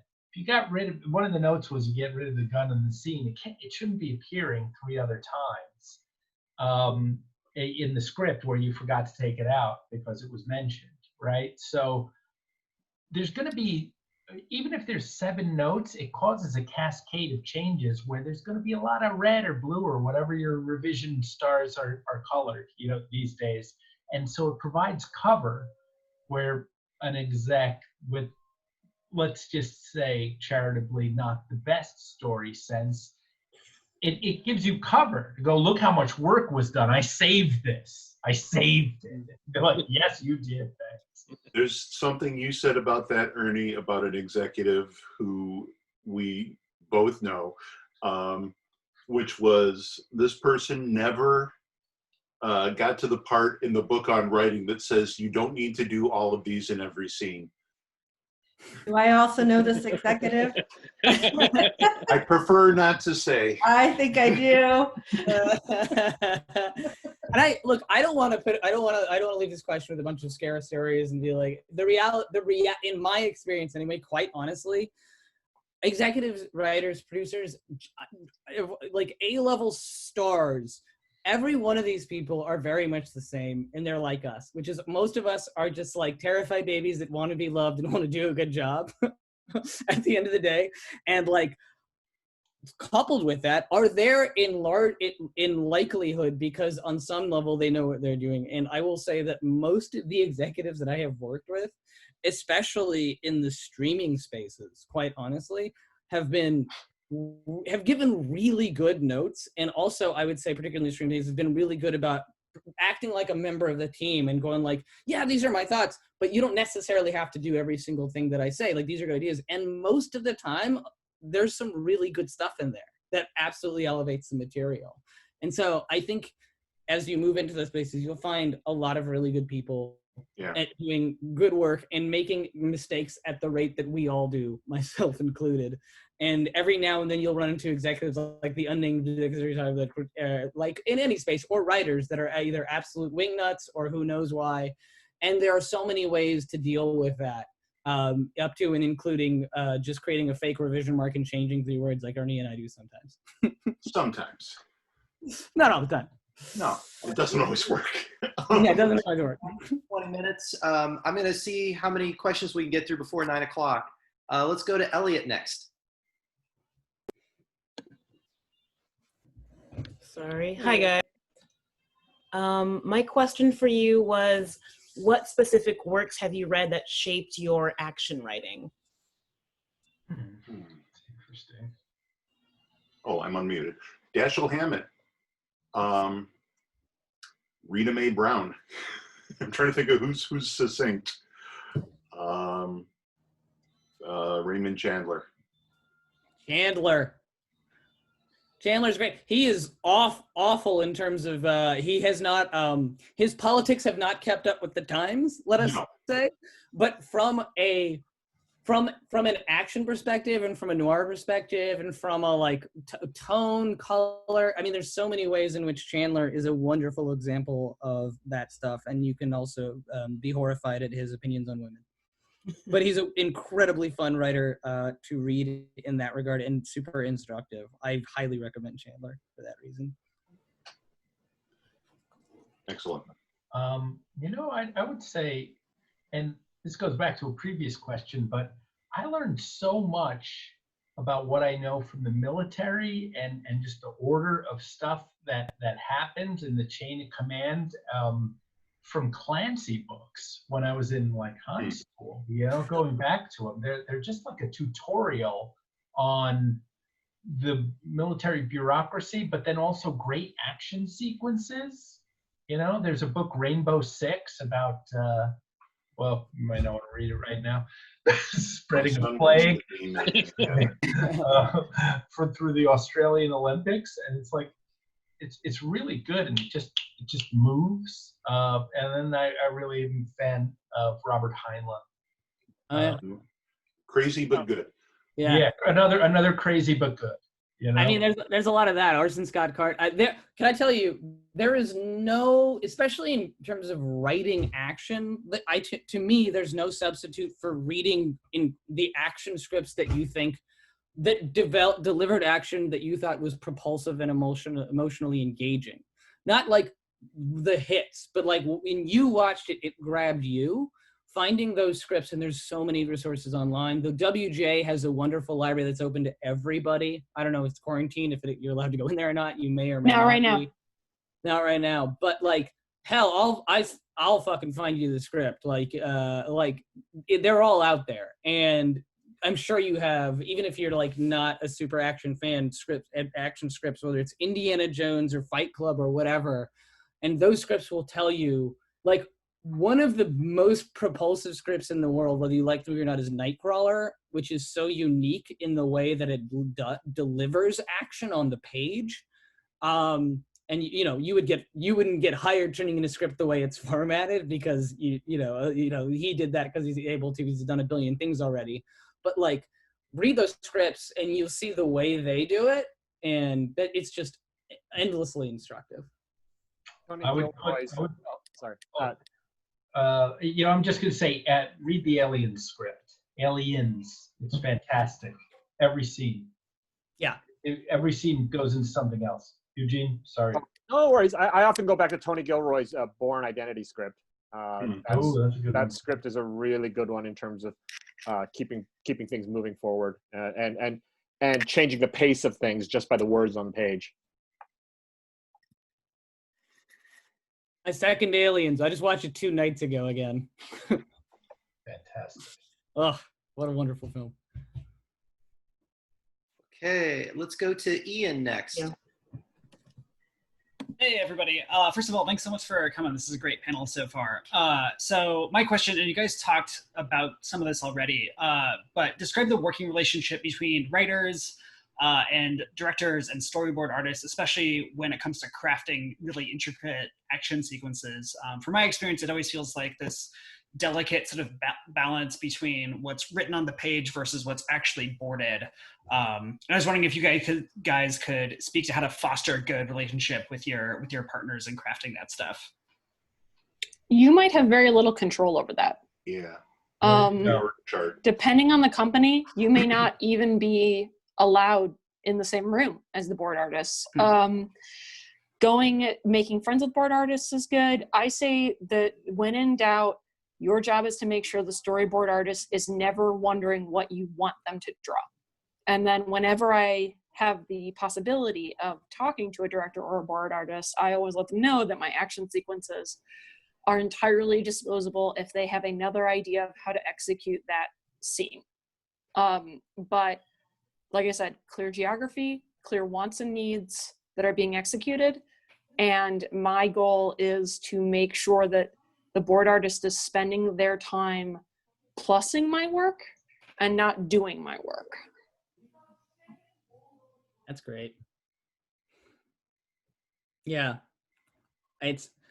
I've been fortunate enough to be in situations where I could have a pretty interactive relationship in that space. And for me, it's always the same. I'm like, look, you are here because you think visually in a way that I don't. Like, I put words on a page. You're an expert in that way, in a way that I am not. I really want that perspective on it. And for me, there are only 2 things that are sacrosanct, which is, would the character actually do this, or are you writing something that you think is cool or fun, but would not actually come from this character? And does it alter the structure? Because all this stuff is intentionally built in here to move a story forward. And so when you have the opportunity, which really it's not always the case that you do, to be able to play, it goes back to the sort of thing about being explicit about what we want. I say, well, when I write a script, I can tell you why every single line of action or piece of dialogue is in there. Right? Like what it's intending to do, how it's intending to move the story forward, color the character, whatever. And so in action sequences, the same thing is true. I'm like, look, this is here for this reason. And if you've got a better way to deliver that, I'm excited to hear it.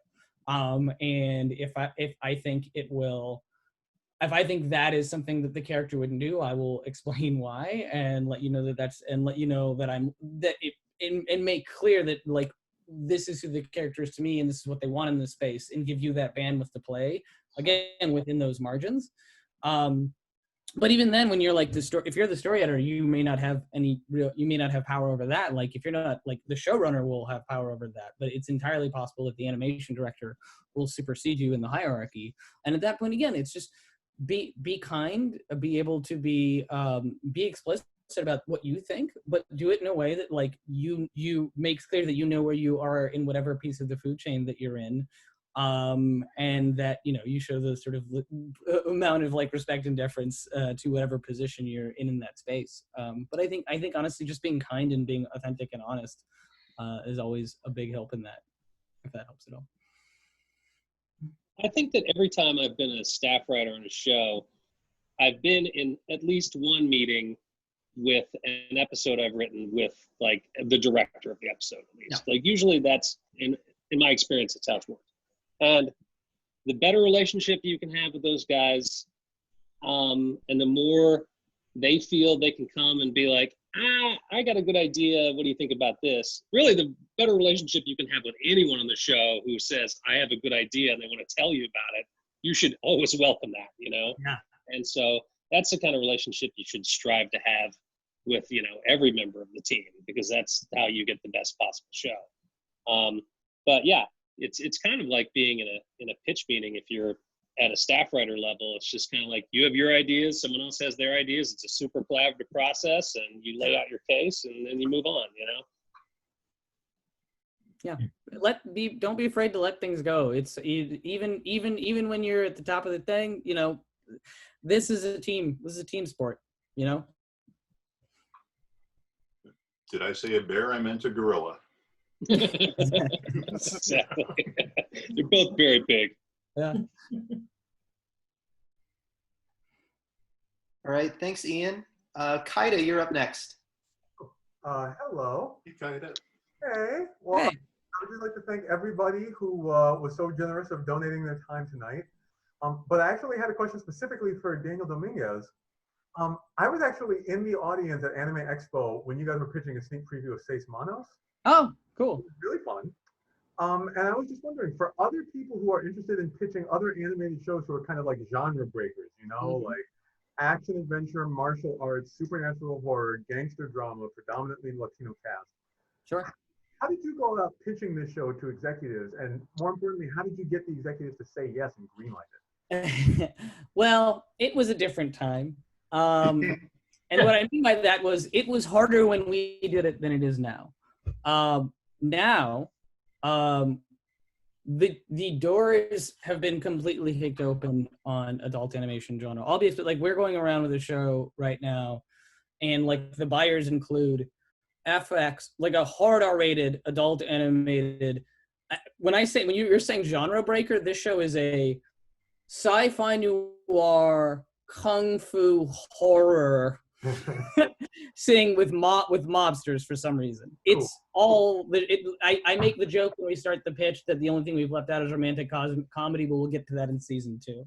And why I bring that up is to say that, like, so I'll go to the AMC, FX, Netflix, HBO Max, Showtime, Amazon, Adult Swim, one more, eight places. And they're all legitimately doing projects besides the project that we're pitching in that genre, in that space. Like, and when I say space, I mean genre breaking, as in actively looking for shows that straddle genres that are not just one. Sure. So that is something that is sought after.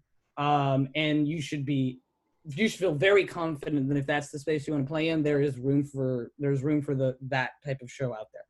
To the second part of your question of the predominantly Latino cast, that's what that's the other part of it was a different time, which is to say, yeah, quite literally that show it's set in Mexico. The characters are predominantly Mexican and one African American main character. The only white dude's a bad guy. Like Like, just like life. that's like in life. Yeah. Look, we're all gonna live in New Zealand in Elon Musk's climate bunker one day, so we're all gonna have to settle up at some point. But in the meantime, that at that moment, Netflix was really looking to expand internationally, and so our pitch was essentially like Castlevania had done explosively well, and so they were like, we want to do original stuff now. So we happened to be aligned with the studio that was doing Castlevania, so it was a huge help. And Brad, the CEO of Castlevania, was a co-creator on the show, so that was a huge help, obviously. But it was so Latinx, and so they were expanding into, at that time, Mexico and Brazil. And so we were like, look, this is a show that will play in the United States to a very underserved. We had all these metrics on how like anime fans, like the biggest audiences for anime fans were in the United States were African American, Latinx, and then also it's huge in Central South America. And so they were like, great, like, because for Netflix, they're particularly internationally focused. They're really like, okay, cool, if you can get more people to subscribe to us elsewhere. So that was like very exciting for them. Okay. Now, you can trace the politics as you move through this thing, right? Right, like in this space, like quite bluntly, like Black Panther was massive for Marvel, for like they couldn't believe it made $1 billion, right? Yeah. And so based on the strength of that and other properties, like that show that I'm pitching, that I'm talking about right now, I can't say what it is, but I co-created it with Method Man. Oh, so like, okay, like cool. That everyone is looking for minority voices in stories. And that is right now just as people are just as thirsty for that in the executive space as they are for genre-breaking stuff. So it's just a really good time to be writing in that space. And I can very honestly say, this is the doors to opening to pitching that stuff are. It's something that's not just like accepted; it's coveted. Okay. And yeah.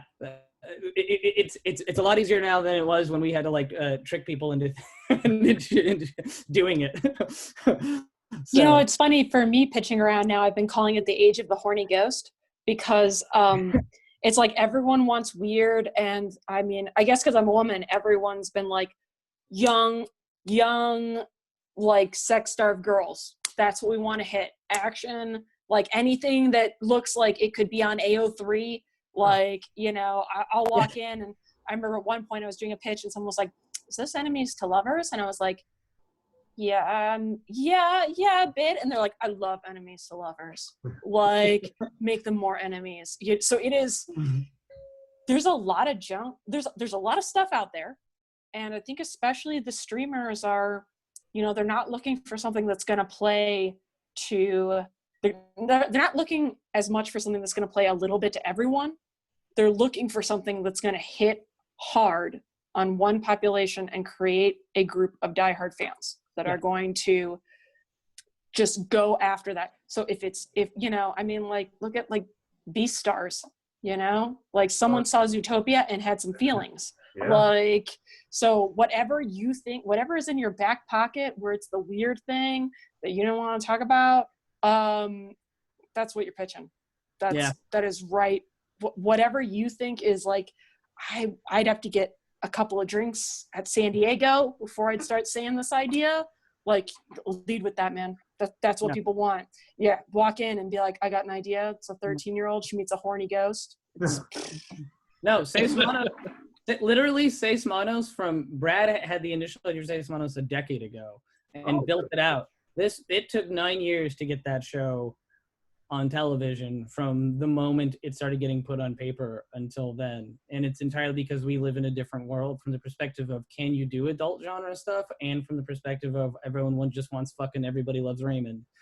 And that time has passed. And yeah, it's getting pitched like crazy. People are going to buy it. More specific, the better. Okay. Thank you very much. Thanks, Kaida. Last but not least, let's get to Jordan's question. Jordan, go ahead.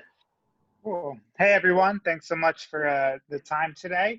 So my question is, since so much of animation tends to be in the comedy space, I'm curious from your perspective what you find are the best types of samples that you're looking for from writers when you're staffing a room, doing freelance, And then obviously there's going to be a difference between, you know, the stuff for Netflix with the blood and the gore compared to the Spy Racers, compared to the Marvel. So maybe each of you guys can talk about, you know, a little bit about that specifically. Well, I've done comedy and I've done action, and each one, you're building to a climax. You know, it's just you take people up that ladder, and you eliminate. I mean, and hey, Jordan, it's another familiar face. I think I've seen Good to see you, Matt. How's it before going? that didn't. But yeah, it's yeah. I mean, it's a lot of the key skills for comedy and action are interleaved, and I'm sure Eugene would feel the same way about that. And throwing it to Eugene, if I may. Sure. Any sample is fine. Whether I'm not picky. If it's a comedy, if it's a live action drama, if it's a pilot, if it's a screenplay, as long as it's good. Or if it's a screenplay, as long as I can get it from the first 30, 60 pages that, okay, this person knows how to tell a story. Yeah. And you can see technique too. I'm sorry, go back to you. I'm sorry. No, go ahead. No, take it. It's only fair. You tossed it to me. It's only fair you take it back. Yeah. Yeah. I mean, Yes, I look to story is king, right? So I am looking for people that know how to structure a tale, because that's the heaviest lifting, and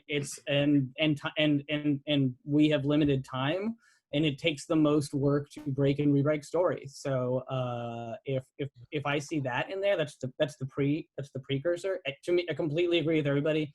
Me, anything, any genre, live action, animation, whatever.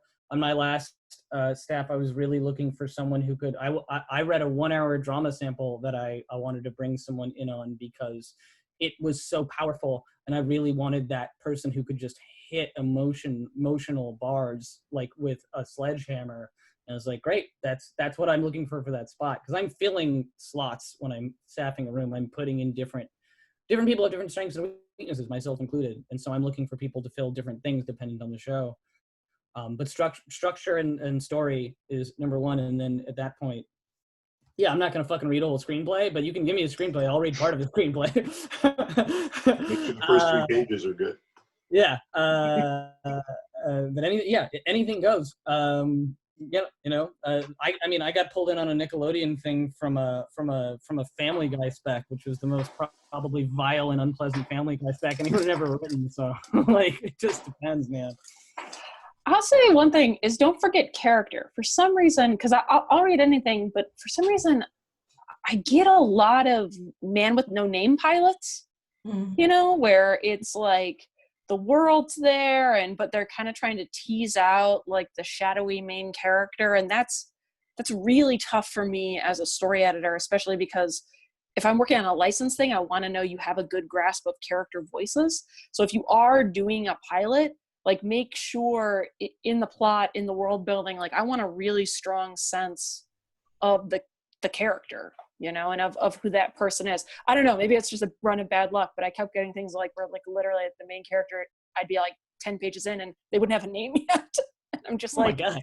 What is this? Yeah, I think that's the tough thing about it's atmospheric. pilots. Yeah, But, yeah, because you're like, honestly, no, but pilots by suck. episode 7, this is gonna Yeah. here's the twist. It's like, Episode 7. yeah, I'm not reading that, man. You know. Yeah.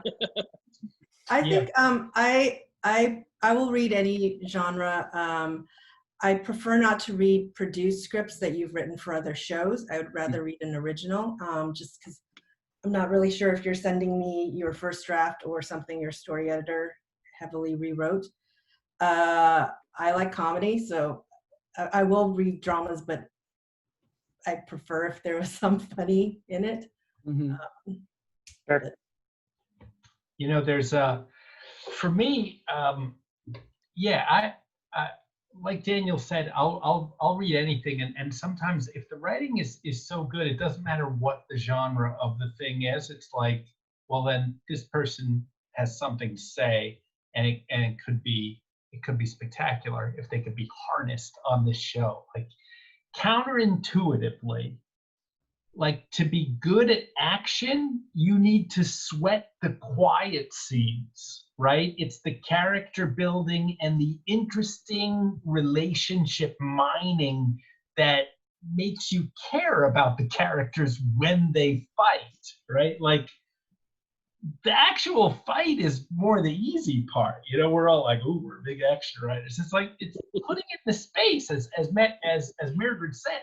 It's putting it in a space. It's making sure that that action can't be done in any other episode because you've set up a bunch of stuff and it's in a, you know, weird location and it's specific. So I like seeing a writer's original work and show me what you got, you know, like every line is an opportunity.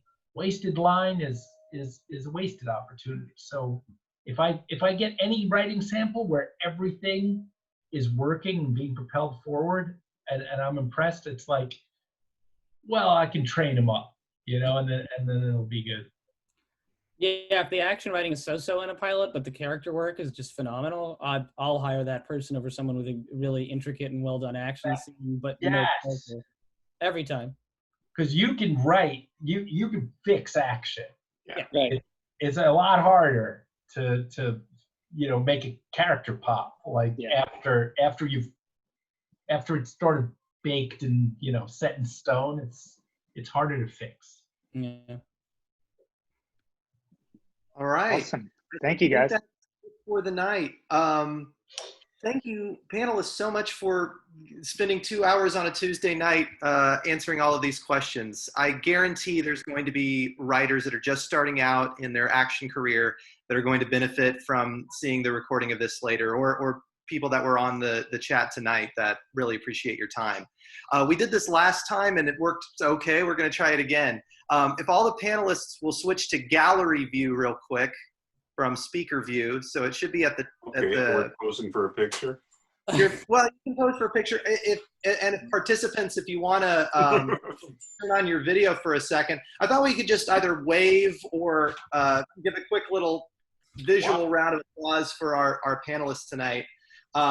We'll do this in a second once everybody has a chance. All right, if you've got your video on the count of 3, you can either wave or give a little applause with your hands. 1, 2, 3, go. Hi. I'm gonna do this. All right, that's pretty good. Eugene for the win.